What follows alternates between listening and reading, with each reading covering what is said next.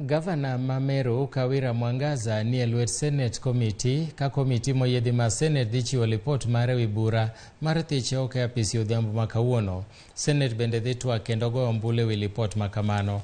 Jafwambo marwa marahuma mar weche mag siasa Chris Owino nitiere e alwora mar Senate kendo koro oketowa e ler. Chris Owino, kapo ni inyalo winja, inyalo nyiswa ni to ang'o mwageno winjo to wach ma kama wageno ni biro rumo kar sadi kawuono.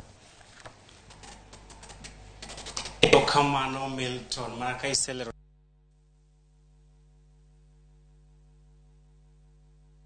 moyiedhi mar od bura mar Senate mar winjo kolo kendo golo chung' margi ewi bura mar thicho oko Gavana Mameru Kawira Mwangaza. Bang' kane od bura mar Senate winjo chung' mar MCAs mag County Mameru mar thicho oko Kawira Mwangaza kaachiel kod winjo Kawira Mwangaza ewi gigo mane owacho ne omien kuome e yo ma ok odhi ataro. En odiochieng' mar komiti moyiedhi ma otelne kod Senator ma Kakamega Boniface Halwale mondo kel report mare e nyim jood kata senators duto mar mondo gitwagie kendo gigo ombulu. Chenro mar winjo bura mar thicho oko Gavana Kawira Mwangaza ne ochakore chieng' tich ariyo kendo rumo chieng' tich adek saa 8:30 mar otieno, kama Kawira Mwangaza ne ochopo kendo ochung' e nyim bao ka okwedo keth 67 mane omienie nyinge kod MCAs mag County Mameru.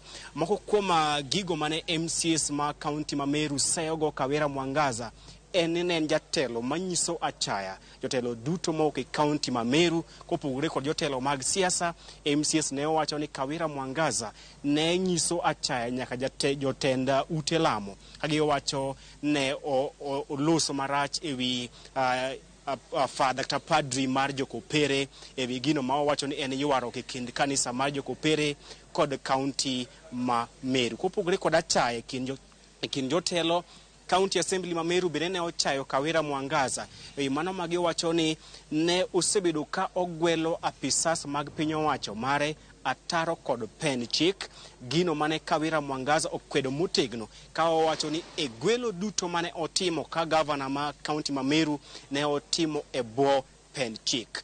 Ketho mar adek mane odonjnego Kawira Mwangaza ne en ketho kata seyo miwacho ne ogwelo jaode piny owacho mar County Mameru. Gimane Kawira Mwangaza onyono tiende kendo kayo lake ngang' ni onge chieng' mane osegwelo jaode kaka apisa kata jatich mar piny owacho mar County Mameru, ka owacho ni lemo mane omiyo jaode ne en lemo e riwruok mare owuon, riwruok ma konyo jomochando e County Mameru miluongo ni Okolea program, kendo ne ogwele kaka ambassador mar johala matindo kata gidongere ni Hustlers Ambassador mar konyo johala matindo e County Mameru, ka owacho ni onge odiochieng' moro amora ma jaode ne osechulo sara kod piny owacho mar County Mameru, kendo owacho ni jaode tayo mna chenro mar riwruok mare makonyo johala matindo mar Okolea program ma ok e piny owacho mar County Mameru kaka ne osebedo ka ilieko kod MCAs. Ketho machielo ma bende ne odonjnego Kawira Mwangaza kod MCAs ma ok e County Mameru ne en ni ne osebedo ka ondiko jotije mag piny owacho mar County Assembly Mameru kata piny owacho mar County Mameru e genga payo kata road shows. Iwacho ni kamora mora modhiero mar siasa Kawira Mwangaza ne bolo ne ji tije mag piny owacho mar County Mameru ataro kod pen chik, gino mane senators bende wacho ni achal kama duoko piny Kenya chien e kinde loch gweno, loch ma jatend piny mosenindo Moi mane ong'e kaka jatelo mane miyo jotelo kata jo siasa lemo e genga paya kata roadside appointments. Gigo mane Kawira Mwangaza okwedo ka bende oluwo ni lemo duto kata tije duto mane ochiwo e genga paya kaachiel kod romo mag siasa ne gin tije e riwruok kata chenro mare mar Okolea program mar konyo jomochando e County Mameru ma ok piny owacho mar County Mameru.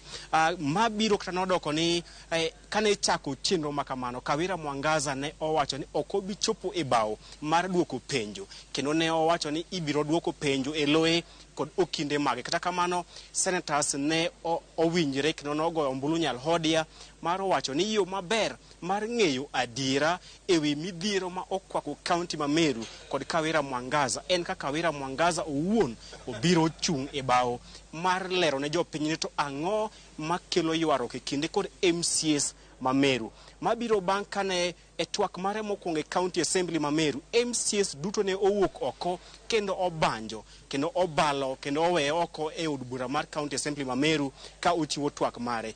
Gino ma Kawira Mwangaza ne onyiso komiti mar od bura mar Senate ni midhiero maduong' kata chandruok maduong' e County ma Meru en ne otamre kwayo mar MCS ma Meru mar mondo omigi thuolo mar tayo omenda mar chwalo chenro mag dongruok e ward kata ward development fund, ka owacho ni ma midhiero kendo me chakruok mag midhiero mage e county ma Meru ne otamre mar miyo MCS thuolo mar tayo omenda mar ward development fund.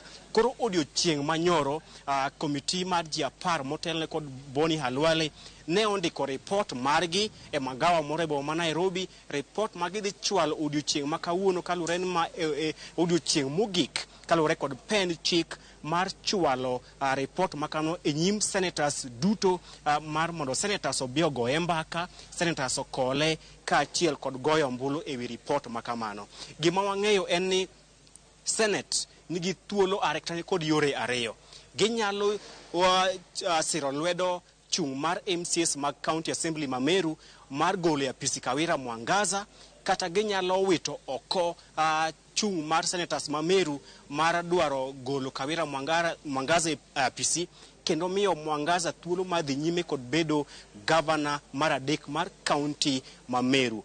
Waketo wang'wa mar neno ni to chenro ni dhi chalo nade kochopo kar saa 8:30 ma midhiambo, thuolo machuok kowuok e kindeni kama senators dhi yuoro mar winjo report moyiedhi mar komiti mar G11 motelne kod Dr. Boni Halwale. Bang' winjo report makamano, gibiro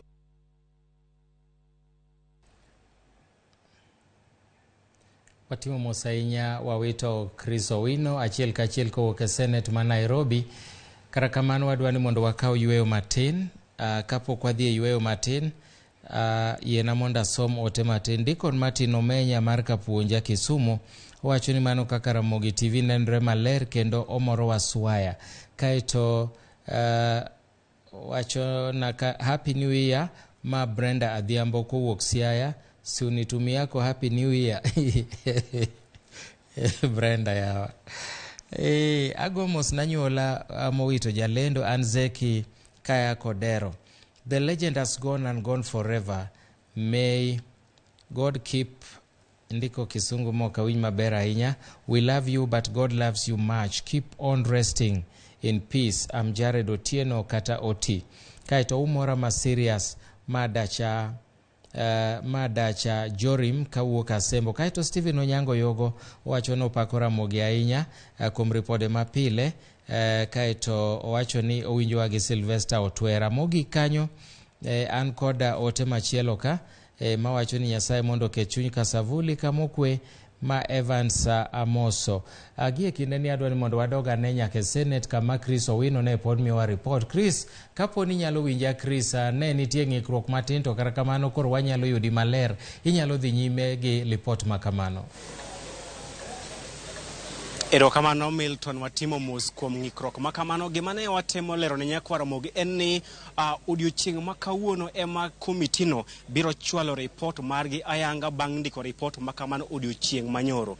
Bang' chwale e nyim senators duto, senators dhi yudo thuolo mar twak ewi report makamano kaachiel kod goyo ombulu ewi report makamano. Chenro ma Senate nigo en ariyo. Ginyalo siro lwedo okang' mar duoko pacho Kawira Mwangaza kata miyo Kawira Mwangaza thuolo mar dhi nyime kod bedo governor mar adek mar county ma Meru. Mago yore ariyo ma Senate ni kodo. Kendo warito giliyo nikochopo kar saa 8:30 e kinde ma twak mar od bura mar Senate dhi chakore ayanga, wadhi ng'iyo ni to gikonyo Kawira Mwangaza kuse gisiro lwedo okang' mar duoko Kawira Mwangaza pacho kendo miyo jalupe thuolo mar dhi nyime kod telo ne kaunti ma Meru. Mano e gima timore kaka kendo warito kochopo saa 8:30 ma midhiambo ema twak mag od bura mar Senet dhi chakore ayanga kendo komitino dhi chwalo report margi ewi bura mar thicho ko Kawira Mwangaza. Kopogore kod mano kod Milton kapok atieko en ni odiochieng' ma kawuono bende senators dido thuolo mar romo kuom thuolo mokwongo kod senator manyien mar kaunti ma Bungoma David Wafula mane oyier bang' ka speaker mar kaunti ma Bungoma Moses Masika Wetangula ne ogwel kaka speaker mar od bura mar Senate. Odiochieng' ma kawuono David Wakoli dhi chamo muma kaka senator manyien mar kaunti ma Bungoma kendo dido thuolo mar romo kod jowetene kuom thuolo mokwongo bang' yiere kaka senator manyien ma Bungoma e yiero madundo mokalo. Koro kuma wachni e yo modimbore wadhi miyo nyikwa Ramogi e wechewa manyien ma utiro ma kawuono ma saa 1 kod saa 3 kama wadhi neno to chal mar Kawira Mwangaza odhi nade. Milton. Okang'e Chris, kamoro kapok itieko inyalo leronwa ni samoro ere kaka idhi kwano ombulu, wadhi tiyo gi simple majority koso ntiere atamalo midwaro mag senators eka mondo mi othich oko governor. Erokamano Milton, ewi report mar thicho oko governor en ni koponi ochuno ni nyaka senators dhi goyo ombulu to gidhi jogo ma oyudo ombulu mathoth ta simple majority kende emidwaro. Koponi senators gin ta 30 kende od bura to kweth ma odhi yudo kata okang' ma oyudo ombulu mathoth ema ibiro